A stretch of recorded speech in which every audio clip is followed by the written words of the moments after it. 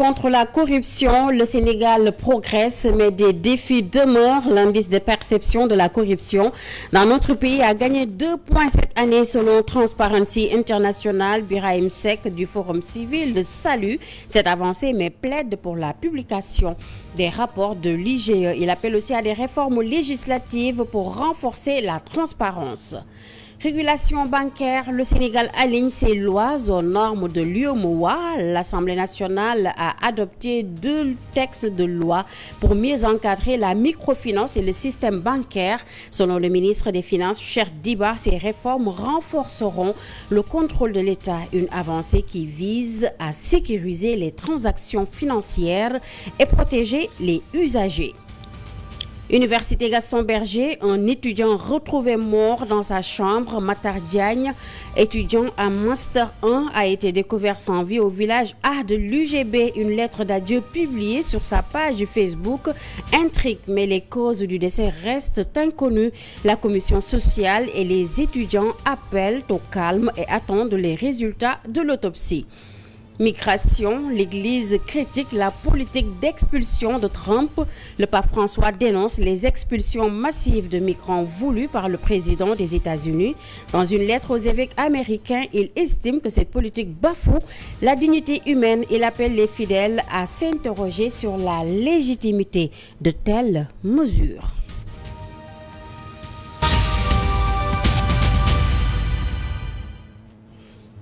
Merci d'être avec nous et bienvenue dans cette édition. Indice de perception de la corruption, Sénégal gagne 2 points. Transparency International révèle une avancée cette année, une évolution qui réjouit Birahim Seck. Mais pour le coordonnateur du Forum civil, il reste du chemin à faire. Il appelle à la publication des rapports de l'IGE et à des réformes législatives pour renforcer la transparence et la redevabilité. L'évolution de l'indice de perception de la corruption au Sénégal en 2024 a attiré l'attention du Forum civil.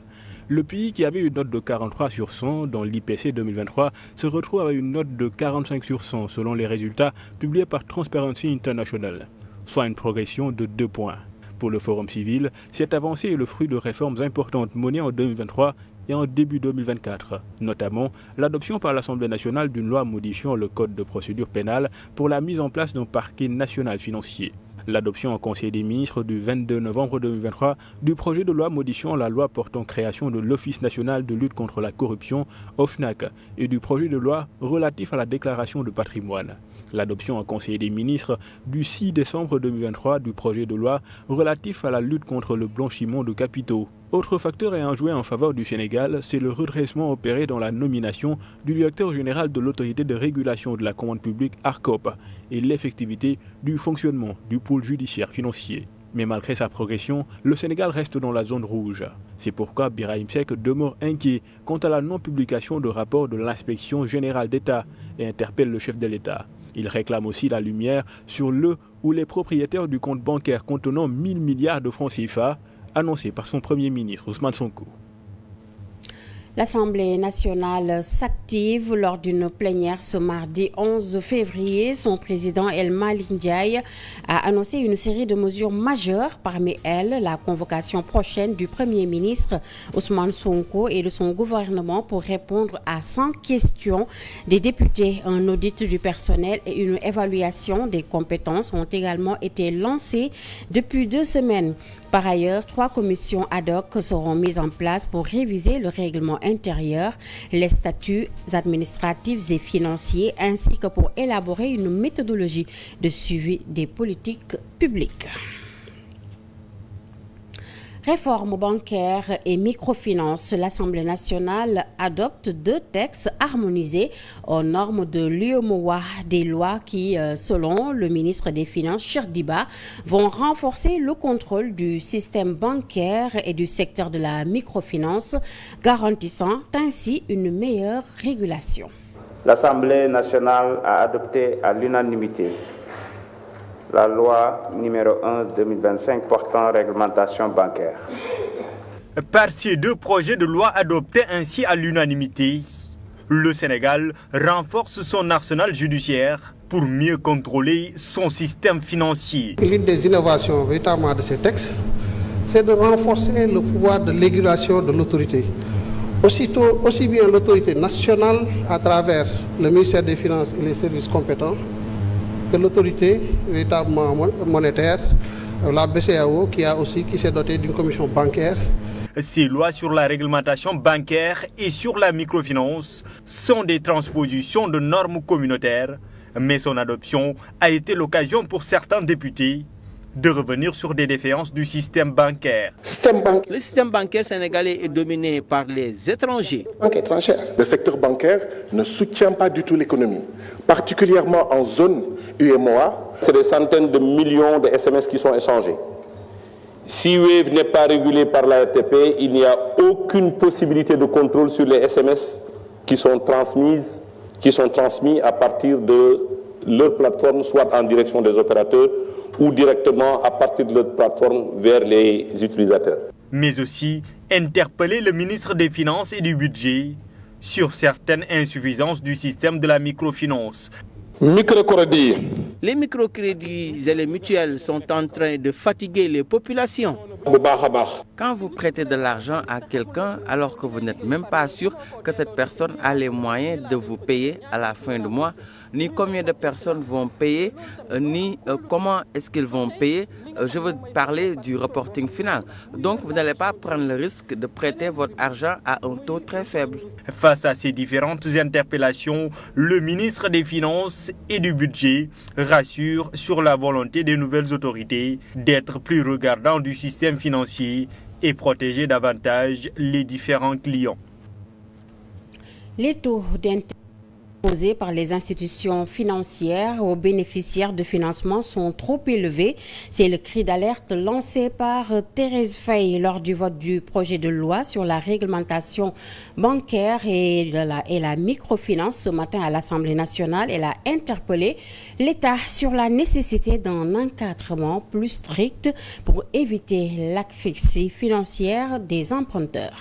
Moi, li nga xamantene dem na ci refinancement. Parce que si on dit que les taux sont chers.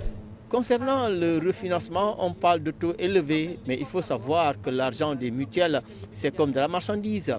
Quand on revend, forcément, il y a des bénéfices, surtout quand on achète cher. Le perdant maintenant, c'est le bénéficiaire final et c'est le Sénégalais, le perdant, avec le taux qui passe de 16 à 24%. 16% dem ba 24%. Monsieur le ministre, ma yaakaar ne tey ak législation bi nga xam moom la BCEAO teg. Monsieur le ministre, je pense qu'avec la législation de la BCEAO, le refinancement mérite d'être revu, surtout par rapport aux banques et institutions, surtout que si ce n'est pas la DER, c'est le FONGIP pour le financement. Il y a donc lieu de dire que le dispositif mis en place par l'État arrange beaucoup plus le Sénégalais lambda. Pourquoi pas renforcer ce dispositif? Microfinance, nous refinancer ci banque commerciale. Commercialisation des denrées alimentaires, l'État a-t-il le droit? Pour l'économiste Ahmed Ndiaye, la réponse est non. Il estime que la Sonadis ne doit pas être réhabilitée et plaide pour un marché libéré où la vérité des prix s'impose d'elle-même, des propos recueillis par Moussa Mané. Revenir au magasin Sonadis, pour moi, c'est retourner à une époque vraiment révolue, quoi. Parce que les magasins 70 étaient créés dans un contexte bien particulier d'après indépendance, où vraiment il fallait que l'État aide un peu le secteur privé qui n'était pas assez fort. Mais maintenant, aujourd'hui, je crois que revenir sur ces magasins ne réglera pas le problème. Tout ce qu'on pourra régler, c'est peut-être créer des emplois, mais ça ne règle pas le problème parce que c'est-à-dire que les prix ne sont pas déterminés par les magasins intermédiaires. L'État ne détermine pas. L'État peut, par exemple, fixer des prix de manière arbitraire ou bien homologuer les prix, mais en réalité, si ces prix-là, par exemple, ne sont pas conformes à la réalité économique, si ces prix-là ne sont pas conformes à ce qu'on appelle la vérité des prix, il va y avoir des problèmes. C'est ce que nous voyons actuellement dans la boulangerie. En bref, en tournant des judiciaires dans l'affaire de blanchiment présumé de 125 milliards de francs CFA, l'homme d'affaires Seydou Sarr, alias Tahirou Sarr, est convoqué ce jeudi 13 février devant le collège des juges d'instruction du pôle judiciaire financier. Son audition fait suite aux révélations de la cellule nationale de traitement des informations financières CENTIF. Farba Ngom dans la tourmente pour Libas Wade, responsable politique à Ouakam. Le député maire doit s'expliquer et apporter des éléments de défense. Il réaffirme son attachement à la reddition des comptes et exhorte les responsables politiques à assumer leurs actes. C'est un député qui a été élu légalement et normalement. Il a été soutenu au niveau de son village, au niveau de son parti, jusqu'à ce que finalement qu'il est élu député. Mais vous savez, en cas de besoin, vous faites qu'il y a eu un nouveau régime qui veut insérer une révision des comptes, qui lui demande d'aller rendre compte. Moi, je pense qu'il n'a pas à avoir peur. Il n'a qu'à aller répondre au niveau de l'Assemblée nationale, s'il doit être traduit devant les juridictions aussi, mais qu'il aille se défendre. C'est des choses qu'on lui reproche. Mais qui se défendent, qu'il défende ses causes. Et puis voilà, moi je pense qu'il devrait normalement pouvoir s'en sortir si réellement il parvient à défendre ses causes normalement. Angor, Ouakam et Yoff, la question foncière continue de susciter des tensions. Libas Wade, avec qui nous restons, rappelle que la restitution des terres au Lébou était une promesse de campagne.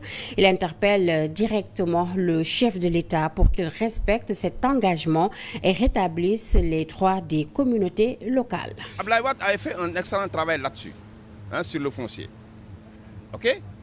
Macky aussi, lors de son arrivée, avait promis à Ouakam Ngor Yoff comme quoi qu'il remettra à César ce qui appartient à César. Il n'a pas su le respecter. L'actuel régime qui est là, Sonko, personnellement, l'a promis à nos 3 communes, Ouakam Ngor Yoff. Il nous a promis de nous remettre nos terres. Moi, je pense que dans ce cas, ils doivent pouvoir respecter leurs promesses électorales, aller droit vers la restitution des terres, vers les réels ayants droit. Parce que vous savez, il faut le dire et il faut oser le dire. Toutes nos terres ont été bradées, de Ouakam, de Ngor à Yoff. Toutes les terres ont été bradées. Si vous voyez aussi le long du littoral, c'est le même truc, c'est le même problème toujours. Toutes les terres ont été bradées par certaines personnes. Il y a eu combien de régimes précédents? Le régime de Abdoulaye Wade, le régime de Macky Sall. Ils ont bradé toutes les terres de Dakar. Là, moi, je pense qu'il y a lieu à ce que l'actuel régime puisse tenir promesse, régler ces problèmes fonciers-là, rendre à César ce qui appartient à César. Je vous l'annonçais dans les titres. Drame à l'université Gaston Berger de Saint-Louis. Matar Diagne, étudiant en master, a été retrouvé sans vie dans sa chambre hier. Une lettre d'adieu publiée sur son compte Facebook intrigue, mais les circonstances exactes du décès restent floues. La commission sociale et les étudiants appellent au calme en attendant les résultats de l'autopsie. Suivant la réaction de Alpha Issago Diallo, c'est le président de la coordination des étudiants de Sanar. Il est ici avec Salih Chérif et Walid Sow. En effet, nous avons retrouvé notre camarade Matar Diagne sans vie dans sa chambre au village A. Eh bien, est-ce que c'est un suicide ou pas? Pour le moment, il ne faudrait pas adopter une posture à chaude, c'est-à-dire le fait de dire en fait avec exactitude pour le moment, voici les circonstances dans lesquelles eh bien, nous avons perdu nos camarades. Parce que pour le moment, à l'heure où je vous parle, eh bien entendu, à part les autorités compétentes, eh bien, personne, je dis bien personne, ne peut avancer de une telle thèse. C'est un corps qui a été retrouvé sans vie. Pour le moment, nous ne pouvons pas nous avancer trop dans le dossier là.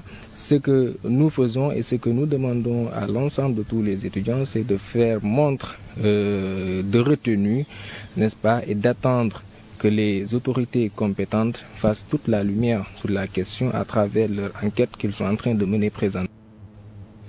Le taekwondo en plein essor à Grand Yoff, la commune a accueilli la 3e édition des compétitions ITF avec plus de 200 jeunes combattants. Maître Adama Sané, coach en équipe nationale, encourage les parents à initier leurs enfants aux arts martiaux.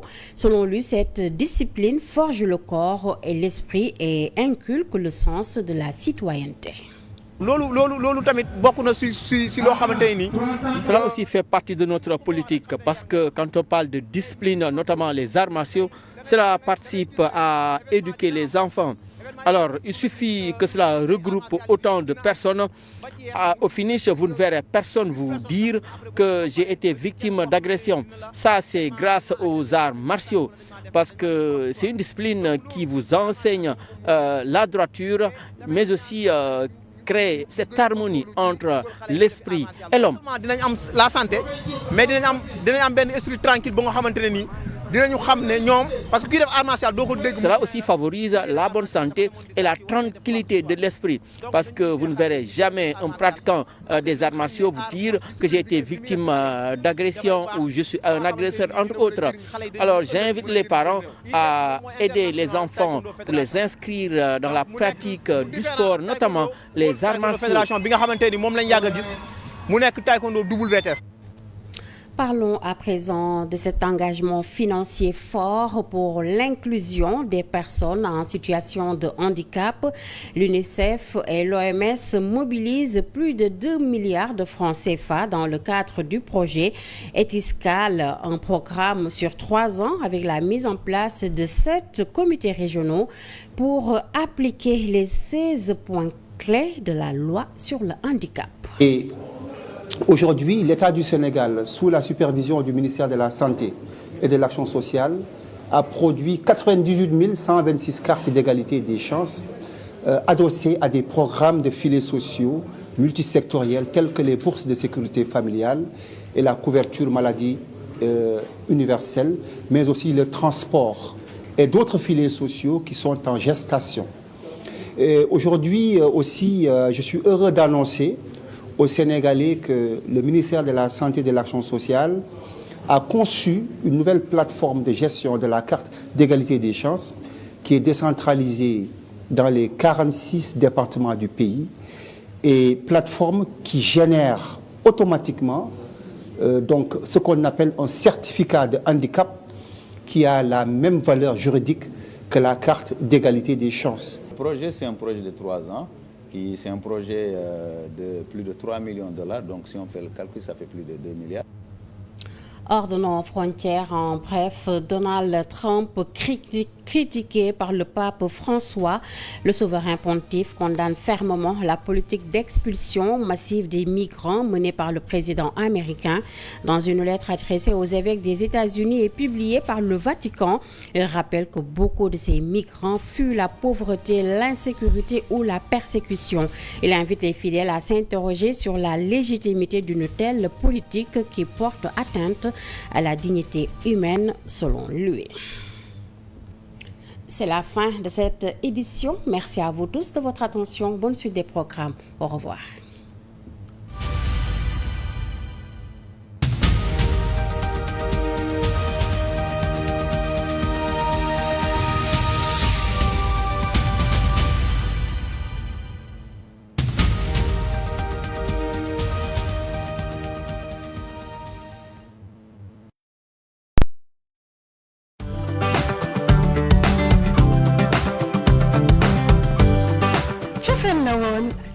Ben mbëggeel daal di lalu mbëggeel gu amul ab te bëri doole lool ci wàllum télévision googu mbëggeel moo jur tey 7TV suñuy programme tënku ci xarañ tegu mag ak ànd ak xalaat yu kawe boo weesu seen njortu ndax fi jamono toll télévision dafa yittewoo ay xalaat yu yees góor ak jigéen yu farlu ngir dundal ko ñu boole suñu xol di leen jox ay xibaar ci réew mi ci bitim réew ak ci doxinu jamono suñu bëgg-bëgg di télé bu wër àdduna bu ñëpp di safo dal nag jàmm ci seen télévision 7TV 7TV ñuy télévision doonaat bànneex ci yéen 7TV télé bi ñu nuru ba noppi di ñu dajale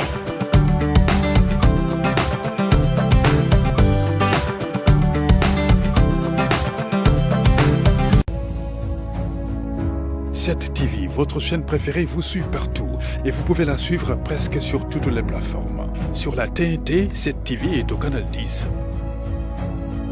Sur le bouquet Canal+, votre chaîne de tous les événements est au canal 218. 7 TV est également disponible sur le bouquet orange de la TVO au canal 10.